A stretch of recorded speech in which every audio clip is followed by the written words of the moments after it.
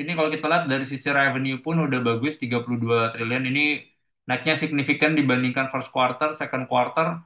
Di bawah pun juga kita lihat bagus ya. Ini kalau kita lihat dari net income-nya 2,6 triliun, kemarin 1,3, ini 2,1. Jadi bagus ya. So, kalau kita lihat itu dari sisi revenue, itu banyak ketolong dari sisi volume. Jadi kalau kita lihat itu volume, itu naiknya sampai ke 144%, 8,19 juta weight metric tons.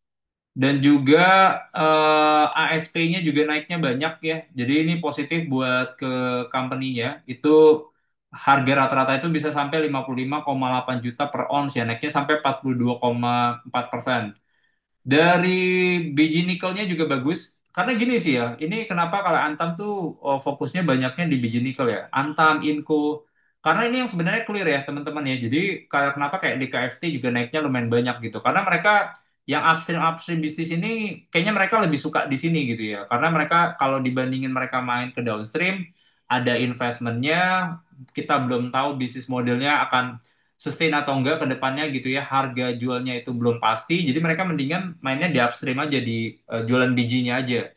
Cuma kan PR-nya kan di Indonesia ini kan biji ini kan nggak boleh ya. At least kan kalau at least diolah dulu gitu ya. Jadi tengah-tengah either itu dari yang kayak etspal jadi MHP, hydroxide atau jadi ini nikel mate misalnya ferronikel itu baru bisa dijual.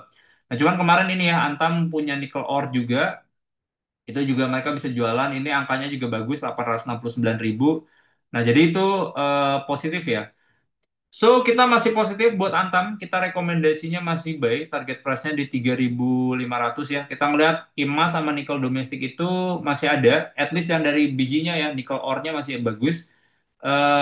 Ada percepatan hilirisasi yang akan translasi ke bijinya juga itu juga harusnya bakal positif ya. Piges, ini laporan